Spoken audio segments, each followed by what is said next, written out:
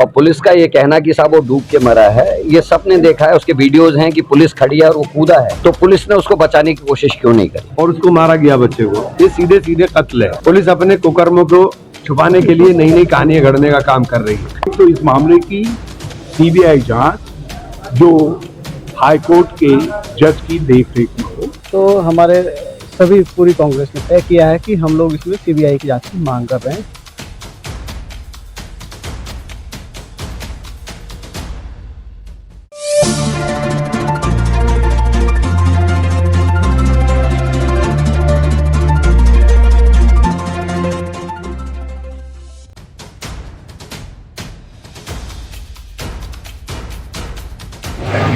और कुछ दूसरे लोग भी होंगे जो माहौल खराब करना चाहेंगे, उनको वो अपने तरीके से फायदा लेना चाहेंगे। क्योंकि कोई हमदर्दी जो हमारा मरहूम नौजवान है उसके साथ है, भाजपा के साथ मिल करके खेल खेल सकते हैं कि वो हरिद्वार का वातावरण खराब करें और ताकि कुछ फायदा भाजपा को हो जाए, कुछ फायदा उनको हो जाए। और उसको मारा गया बच्चे को। ये सीधे सीधे कत्ल है। पुलिस अपने कुकर्मों को छुपाने के लिए नई नई कहानियां गढ़ने का काम कर। कांग्रेस की पूरी लीडरशिप इनके साथ खड़ी हुई है। फ्रंट लाइन के ऊपर कांग्रेस के तमाम हमारे लीडर खड़े हुए हैं। इसलिए हम लोग एक बात कहना चाहते हैं कि हर कीमत पर, हर सूरत में कानून व्यवस्था के साथ कोई भी समझौता करने की जरूरत नहीं, कोई अपने हाथ में लेने की कोशिश भी नहीं। हम लोकतंत्र के तरीकों में विश्वास करते हैं और लोकतांत्रिक तरीके से लड़ाई को लड़ेंगे। हम इस लड़ाई को सड़क पर, सदन में और अदालत में सब जगह मजबूती के साथ लड़ने का काम करेंगे। ये चाहे कितनी भी कोशिश कर रहे हैं, वक्त बदलता है, आज नहीं बदलेगा कल बदलेगा, लेकिन दोषियों को सजा जरूर। देखिए, अगर राजनीतिक लोग इस तरह के बयानबाजी देने की कोशिश करें, आपका क्या लेना देना, आप क्यों बयान दे रहे हो भाई कि गोली मार देते, आपका क्या लेना देना है? इसका मतलब यह है कि आप पीछे से पुश कर करके पुलिस से काम करा रहे हो। ये तो खुल करके सामने आ रही है। और जो आदमी संवैधानिक पद पर रह चुका हो, वो आदमी इतना हल्का और ओछा बयान देगा, तो इससे उनकी मानसिकता झलकती है कि ये बांटना चाहते हैं। और इसके अंदर हम राजनीति नहीं होने देंगे, क्योंकि राजनीति का मुद्दा नहीं है, ये सीधे सीधे इंसाफ की लड़ाई है। और इंसाफ की लड़ाई कांग्रेस इस बात की गारंटी करती है कि देश में रहने वाले हर जाति, हर धर्म के व्यक्ति के लिए अगर उसके साथ नाइंसाफी होगी तो कांग्रेस खड़ी होगी। ये राहुल गांधी का निर्देश है और उसी के निर्देश के ऊपर ये सारी लीडर जो फ्रंट लाइन के ऊपर है, जो हमारी गैर मुस्लिम लीडरशिप है, वो सारी की सारी खड़ी है, उनके पीछे हम खड़े हुए हैं। क्योंकि जब लड़ाई को ये हमारे साथ सीधे करने की कोशिश करेंगे तभी नफरत फैलेगी, हम नफरत फैलने नहीं देंगे। और पुलिस का ये कहना कि साहब वो डूब के मरा है, ये सबने देखा है, उसके वीडियोज हैं कि पुलिस खड़ी है और वो कूदा है, तो पुलिस ने उसको बचाने की कोशिश क्यों नहीं की? अगर सुसाइड भी होता तो भी बचाया जाता है, किसी अपराधी को भी सुसाइड नहीं करने दिया जाता है। मोनू तो मल्टीटास्किंग व्यक्ति था, अच्छा तैराक था, उसके अलावा वो उसके ऊपर आज तक कोई मुकदमा तक नहीं था, तो एक ऐसे निर्दोष व्यक्ति को मारा गया। और ये फिजा खराब करने की कोशिश एक संगठन और उसकी सरकार कर रही है।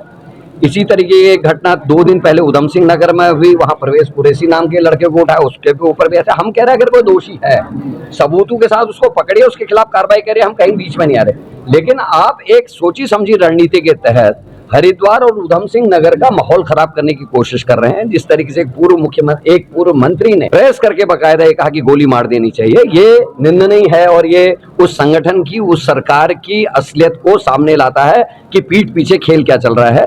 जैसा कि मेरे बड़े भाई अभी इमरान मसूद जी ने कहा, राज्य भर में जितने लोग लोकसभा का चुनाव लड़े थे, हमारे सभी नुमाइंदे उसमें मौजूद थे और उन सब लोगों के साथ जैसा यहाँ लोगों की ख्वाहिश थी कि हम लोग चीफ मिनिस्टर तक इस बात को पहुँचाएं, हमने न केवल चीफ मिनिस्टर तक ये बात पहुँचाई, बल्कि यहाँ की सारी घटना बताई, बल्कि हमने पुलिस के सभी आला अधिकारियों में, जिसमें डीजीपी लॉ एंड ऑर्डर से लेकर के आईजी, डीआईजी, गढ़वाल, जिसमें हरिद्वार भी आता है, वो सब लोग मौजूद थे। और हमने स्पष्ट तौर पर कहा कि ये मामला हत्या का है। हमने वो चोटें दिखाई जो उसकी आंख में लगी है, जो उसके चेहरे पर लगी है, जो उसके मुंह पर लगी है। और हमने ये भी उनको बताया कि यदि वो जैसा ये कह रहे हैं कि आप कूदने गया वो तालाब में खुद कूदा तो क्या उसने अपनी शर्ट भी तालाब में कूदने से पहले उतार ली, जो उस पर शर्ट पहने नहीं दिखाई दे रहा जब वो बाहर निकला है। और पहले जिस समय पुलिस वाले उसको ले करके आ रहे हैं और घसीटते ला रहे हैं उस समय उसके पास शर्ट पहनी हुई है। ये सारे वाकयात उनको बिठा करके कहा है और हमने बहुत साफ तौर पर उनसे कहा है कि दो बातें आपको करनी है। एक तो इस मामले की सीबीआई जांच जो हाई कोर्ट के जज की देखरेख में हो, और दूसरी बात हमने उनसे कही कि जो एक भय का माहौल बनाया जा रहा है, डराया जा रहा है, दबिशें दी जा रही हैं और लोगों के ऊपर झूठे मुकदमे लगाए जा रहे हैं, उसको तत्काल रोकिए और उनको वापस करिए और उन अधिकारियों को दंडित करिए। सबसे बड़ा सवाल है इस घटना से हमारे राज्य की प्रतिष्ठा घटी है, इससे पुलिस की भी प्रतिष्ठा घटी है, जिसको हमने मित्र पुलिस कहा है उसकी प्रतिष्ठा भी घटी है।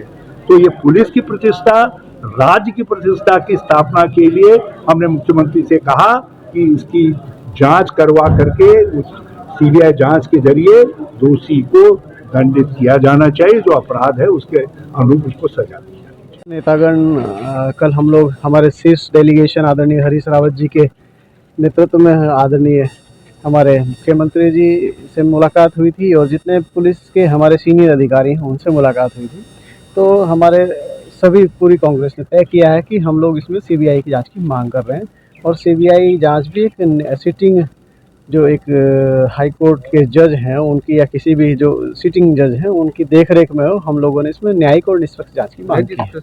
इसमें मेरा एक कहना है, अगर कोई व्यक्ति कितना भी बड़ा अपराधी हो और वो पुलिस के सामने डूबने की कोशिश कर रहा है, आत्महत्या की कोशिश कर रहा है, तो मानवता ये कहती है और बाबा साहब डॉक्टर भीमराव अंबेडकर जी का कॉन्स्टिट्यूशन ये कहता है कि सबसे पहले उसको बचाया जाए। अगर वो अपराधी भी है तो उसको फिर पुलिस, कानून, हमारा माननीय हाई कोर्ट, सुप्रीम कोर्ट, जितने भी माननीय हमारी अदालतें उसको उसके अनुसार सजा दे।